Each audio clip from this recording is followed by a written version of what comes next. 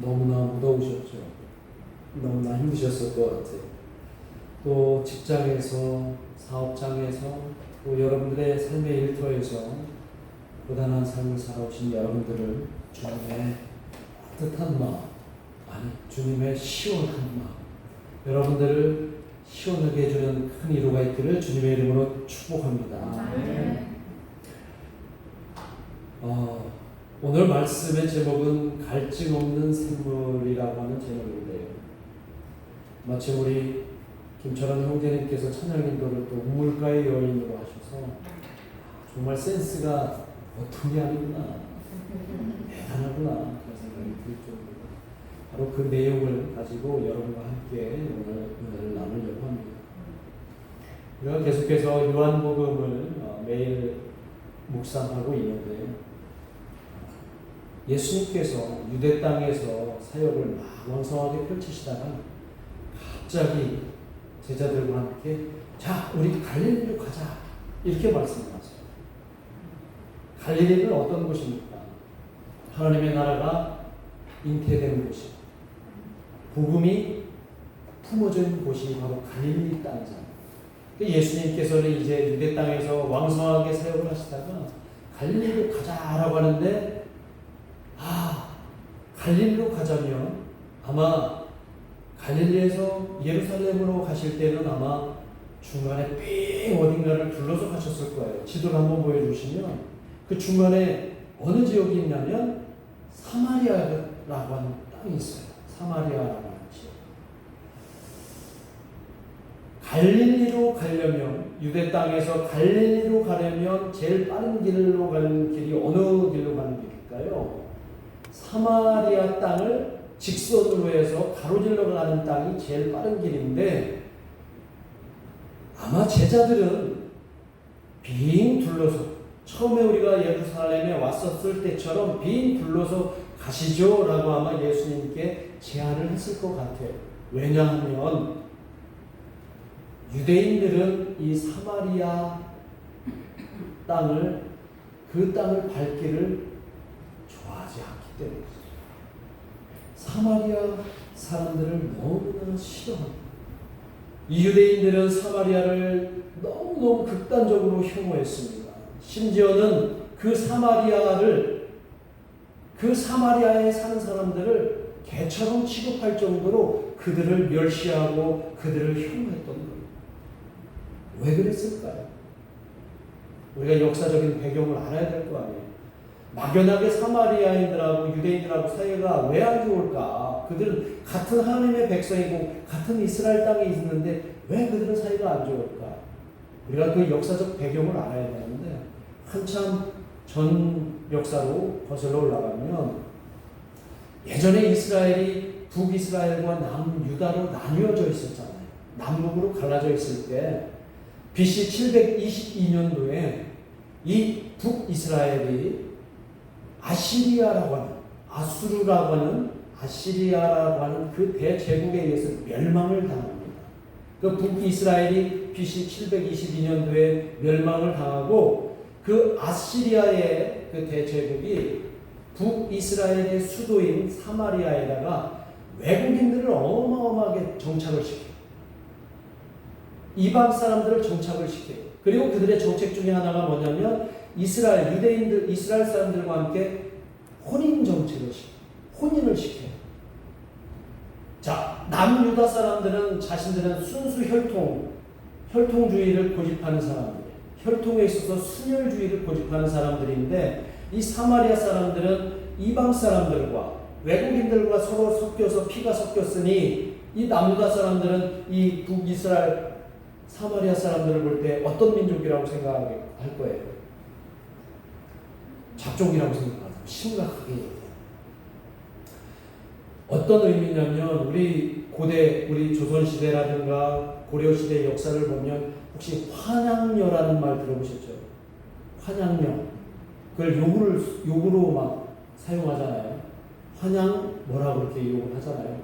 그 이유가 뭐냐면 우리나라 조선시대 젊은 처자들이 그 중국이나 몽고라든가 청나라든가 이렇게 해서 공납이 됐던 시대가 있었고 끌려가요. 이 사람들에게. 그리고 그 사람들이 이제 젊음을 다 잃어버리고 나이가 들었을 때 다시 본국으로 보낸단 말이에요. 그러면 그 여인들을 이 조선 땅에 남아있는 사람들은 어떻게 바라보겠어요? 아유, 저 몸을 망친 여자들, 피가 섞인 여자들, 이렇게 바라볼 거 아니에요. 그래서 그때 그 사람들을 향해서 환향, 고향으로 돌아왔다. 그런 여인들을 이게 아주 나쁜 욕으로 해서 환영 이렇게 말했던 거예요. 마치 남유다 사람들이 사마리아인들을 바라보는 시선이나 감정이 바로 그런 정도. 그러니까 사마리아인들을 너무너무 싫어했어요. 이방의 피가 섞인 더러운 종족으로 혐오했습니다. 아니, 이방인들보다 더 싫어했어요. 사마리아인들. 분명히 같은 이스라엘 민족임에도 사마리아인들을 증오했습니다. 그리고 그 역사는 계속되었고, 몇 년 전에 성지순례 갔는데 그 사마리아 땅은 여전히 척박한 땅으로 유대인들에게 그렇게 차별받고 있는 지역이 바로 사마리아였어요. 이런 사실을 알고 있는 예수님은 제자들이 빙 둘러가자는 말을 무시하고 그들의 불편한 마음을 모른 채 하면서 우리가 사마리아로 지나가자 이렇게 말씀을 하십니다. 그리고 나서 사마리아로 들어가셔서 그 수가라고 하는 한 마을에 도착을 합니다. 그 도착한 시각은 매우 더운 낮 정오였어요. 이스라엘에 우리 장로님 가보셔서 알겠지만 한낮 더위가 무려 막 40도 넘기래요. 뜨거워요. 그 뜨거운 떼약볕이 내려지는 그 정오에 예수님께서 마침 우물이 있길래 그곳에서 쉬기로 합니다. 그리고 제자들은 먹을 것을 찾아서 마을로 들어가 있는 상태예요. 예수님만 우물가에 남겨놓은 채로. 자, 뜨거운 태양이 장렬하는 낮 정오에 저쪽에서 마을에서 한 사마리아 여인이 우물물을 길러 오는 겁니다. 아무도 없는 시간을 이용하여 이 여인이 물을 길러 옵니다. 예수님은 그녀에게 조심스럽게 나에게 마시는 물을 한 잔 다오 이렇게 요청을 합니다. 그랬더니 순간 이 사마리아 여인은 몹시 당황하면서 거절을 합니다. 그 거절하는 내용이 뭐냐면 나에게 물을 달라 청하는 당신 보니까 유대인 남자임에 틀림이 없는데 유대인들은 우리 사마리아인들을 극도로 혐오하고 있고 심지어 사마리아인이자 여자인 나에게 물을 달라 청하는 것은 있을 수 없는 일이다 이렇게 거절을 합니다. 사실은 사마리아인들도 유대인들을 싫어할까요? 좋아할까요? 싫어했겠죠. 다른 사람이 나를 무지하게 싫어하는데 내가 그 사람을 좋아하는 사람이 얼마나 있겠어요? 이게 우리 인지상정 아니에요? 그죠? 어쩌면 이 여인의 말, 언짢은 말투로 오히려 묻습니다. 보아니 당신은 유대 사람인 것 같은데 어째서 개처럼 취급하는 이 사마리아인 나에게, 심지어 여자에게 물을 달라 하는 겁니까? 그 여인의 말투 속에는 유대인을 향한 분노와 적개심이 그렇게 드리워져 있습니다. 오늘 이 장면을 보면서 옛날이나 지금이나 이 사람이 사는 곳에는 차별과 편견 그리고 갈등 상황이 꼭 있는 것 같아요. 원래 인간이 그런 존재인 것 같습니다. 우리가 살아가고 있는 이 사회도 여전히 뭔가 차별적인 시선으로 편견을 가지고 상대에 대한 적개심을 품거나 뭔가 다르다는 이유로 차별하고 혐오하는 시대를 우리가 살아가고 있습니다. 특히 강자인 경우에는 약자에게 더욱더 그러는 것 같아요. 심지어는 적어도 예수 믿는 사람들은 그러지 말아야 하는데 예수 믿는 사람들도 안 믿는 사람들과 별반 차이 없이 그렇게 살아가고 있다는 것입니다. 부끄럽지만 제가 주로 관계하는 분들이 목사님들이잖아요. 그렇지만 이 목사 사회도 마찬가지인 것 같아요. 어느 큰 교회 목사님들을 목회를 담임하는 목사님들을 보면 이 작은 교회 알기를 정말 하찮게 여기는 걸 많이 느끼게 됩니다. 본인들은 아무 의도 없이 하는지는 모르겠지만 몸에 배어 있는 것 같아요. 자기들 마음대로 이 작은 교회 목사들을 할 수 있다고 이렇게 생각하고 있는 것 같아요. 특히 정치하는 목사님들 보면 자기 정치하는 일에 협조하지 않는다고 이 작은 교회 목사들을 배척합니다. 그리고 적대시하는 목사님들도 있어요. 저는 속으로 그런 생각이 들더라고요. 아니, 뭐 하려고 목사를 할까? 차라리 정치권에 나가서 정치를 하시는 게 낫지.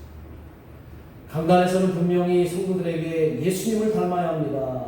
예수님을 닮으십시오. 그렇게 강단에서 외쳤을 그런 목사님들인데 실제 삶은 그렇지 않은 것을 보면서 같은 목사로서 너무나 부끄럽다는 생각이 들어요. 그리고 그 교회 성도님들도 똑같이 그런 목사님한테 그런 삶을 배우게 되지는 않을까 그런 생각이 듭니다. 한 번은 예전에 어느 큰 세미나에 갔었는데 중년에 한 50대 그때가 제가 전도사 시절이었나요? 중년에 한 권사님인가 그 배우이는 분이 지금 어느 교회에 있어요? 그러더라고요. 저보고. 네? 어느 교회 작은 교회에서 지금 전도사로 열심히 살아가고 있습니다. 그랬더니 그래? 우리 교회가 어느 교회인 줄 알아? 한 5,000명 모이는 교회예요. 그러면서 막 어깨가 막 이렇게 올라가서 막 저를 하대하기 시작을 하는데 그 교회 큰 사이즈가 저 권사님의 자존감을 무척 높여 놓았구나라는 생각이 들면서 글쎄 예수님이 원하시는 모습일까 그런 생각이 들었던 기억이 납니다. 우리는 예수님을 닮은 삶을 살아가는 성도가 되어야 할 줄로 믿습니다. 적어도 우리 예수님은 다름을 이유로 서로 다르다는 이유로 차별하시는 것은 아닙니다. 예수님은 모든 사람들을 하나님의 자녀로 대하셨어요. 솔직히 예수님이라고 모든 사람들이 다 좋았을까요? 모든 사람들이 다 사랑스러웠을까요? 때론 예수님도 아마 다가가기 불편한 그런 사람들도 아마 계셨을 거예요. 그렇지만 우리 예수님은 기꺼이 먼저 손을 내미셨어요. 그리고 먼저 다가가셨어요. 그리고 사람들을 끌어안으셨어요. 예수님께서 원수를 사랑하라고 이렇게 말씀하신 내용을 기억하실 겁니다.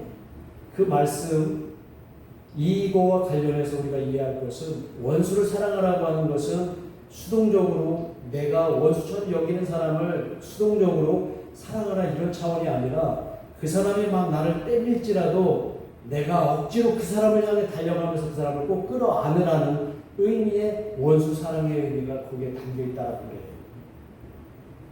예수님은 그렇게 사람들을 끌어안으셨어요.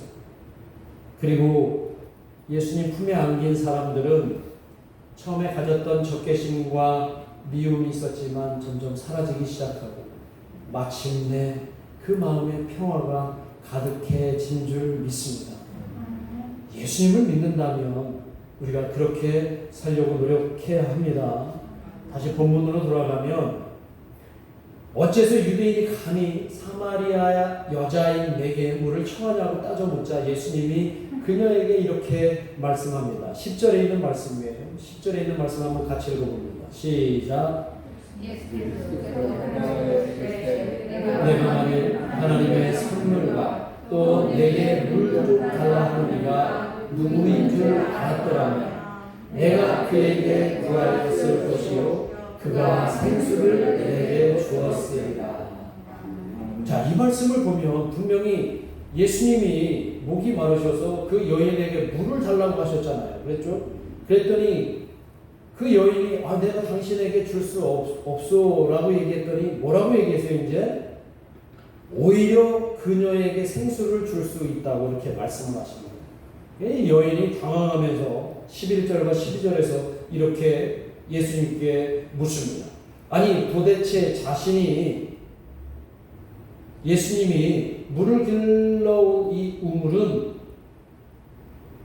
그러니까 그 여인이 물을 길러온 이 우물은 야곱 때부터 있었고 그 이후로도 모든 사마리아인들과 가축들이 그것을 다 마셔왔는데 당신은 지금 물을 기를 그릇도 없고 또 이 우물도 깊은데 어디서 생수를 구해서 나에게 준다는 것이냐라고 이렇게 이 여인이 따져 묻습니다.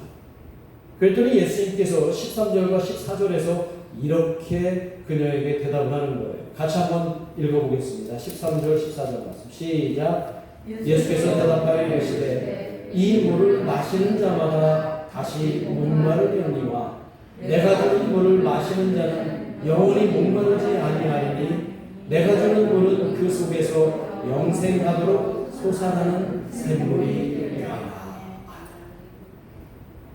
이 여인의 질문에 또 동문서답하시는 것처럼 비춰지지만 예수님이 처음부터 이 여인이 올 때부터 하시고 싶었던 말씀이 이 말씀이라는 거예요. 이 물을 마시는 자마다 다시 목마를 것이다. 이 우물물을 마시는 자는 다시 목마를 것이다. 그러나 네가 길러온 이 우물이 아니라 내가 너에게 주고 싶은 이 물을 마시는 자는 영원히 목마르지 않을 것이고 그리고 내가 주는 이 물은 그 속에서 너희 안에서 계속해서 솟아나는 샘물이 될 것이다. 이 말씀을 해주시는 거예요. 여인이 말한 그 물은 아무리 마셔도 갈증을 해소할 수 없는 그 물이라는 것이죠. 이 갈증을 영원히 해소시켜주는 물은 예수님이 주는 생수뿐이라는 것을 여러분이 꼭 기억하시기를 주님의 이름으로 축원합니다. 사람의 몸은 몇 프로의 수분으로 물로 채워져 있나요? 약 70%라고 이렇게 얘기해요. 70%. 그래서 우리가 우리 몸에 수분이 조금이라도 부족하면 뭐를 일으키는 거예요? 갈증을 일으키는 거예요. 그 70%를 유지하기 위해서 조금만 부족하면 갈증을 해소하기 위해서 물을 마시는 겁니다. 이 여인도 그 갈증을 해소하기 위해서 우리 몸의 갈증을 해소하기 위해서 계속 물을 마셔야 되는 거예요. 그 뜨거운 대낮에 그래서 그 여인은 힘든 우물물로 찾아왔던 것입니다.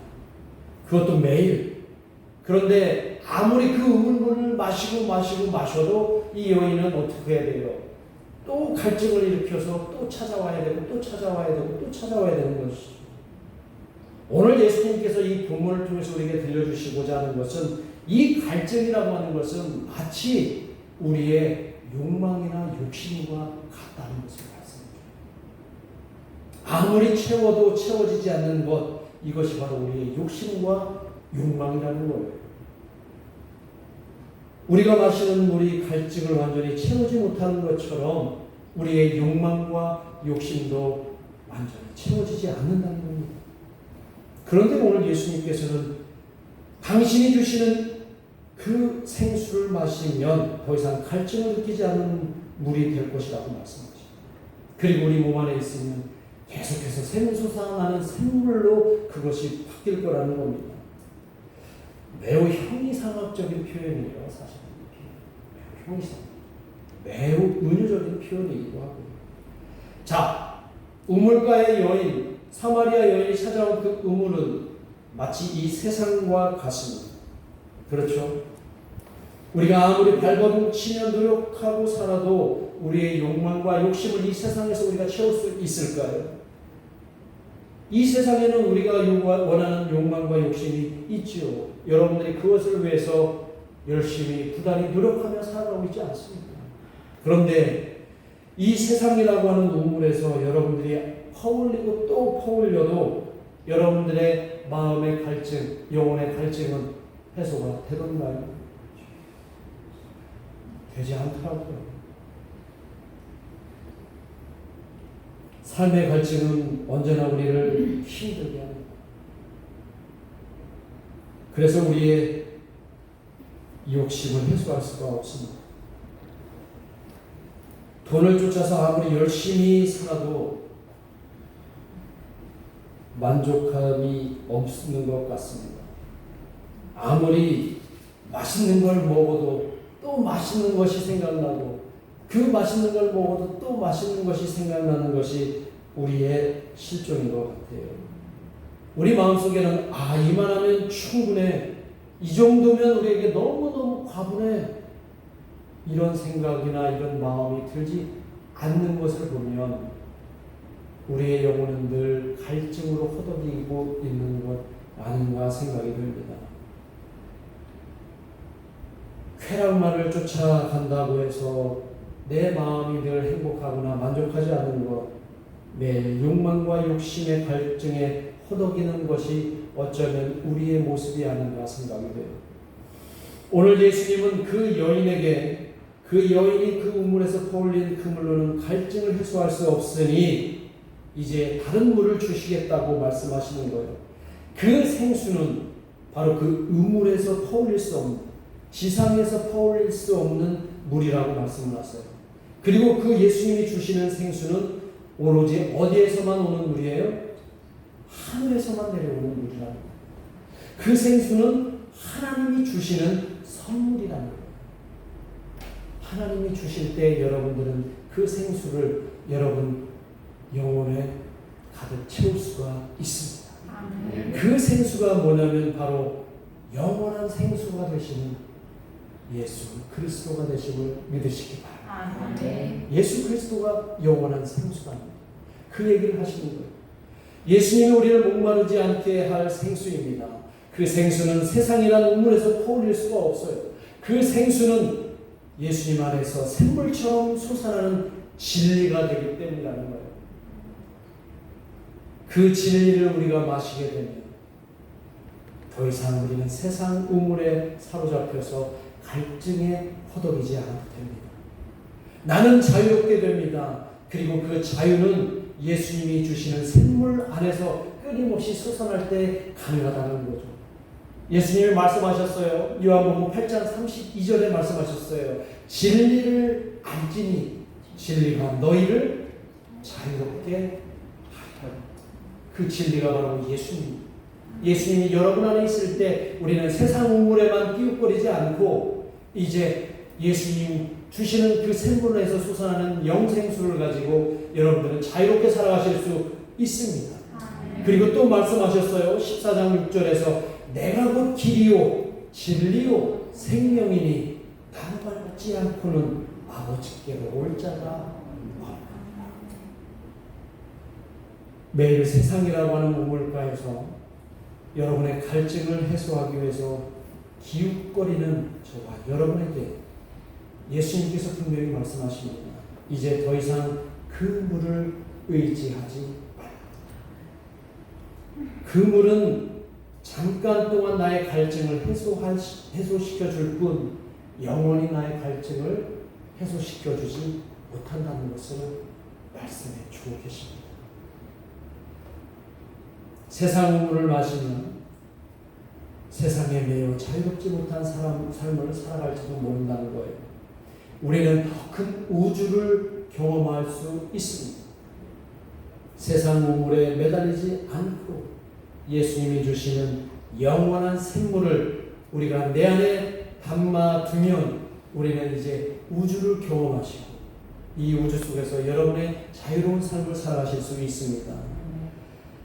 세상이 중요하게 여기는 것에 여러분의 삶을 다 걸지 마시기 바랍니다.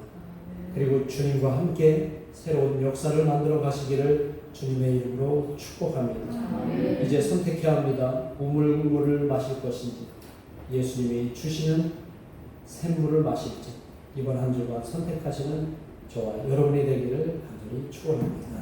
기도하겠습니다. 이 시간 함께 기도하겠습니다. 여러분 너무 갈증에 힘들어하시죠. 여러분들 너무 목말라 하시죠. 근데 여러분들이 세상이라고 하는 우물에서 끊임없이 뭔가 그 물을 끌어올리고 싶어하고 또 퍼올리고 싶어하시죠. 근데 예수님이 그러셨어요. 그 우물에서 마시는 물은 우리의 갈증을 영원히 해결할 수 없다. 오직 예수님이신 생수를 마실 때 우리의 갈증이 완전히 해소되고 우리는 이제 자유로울 수 있겠다고 예수님 말씀하셨습니다. 이제 여러분 선택하시기 바랍니다.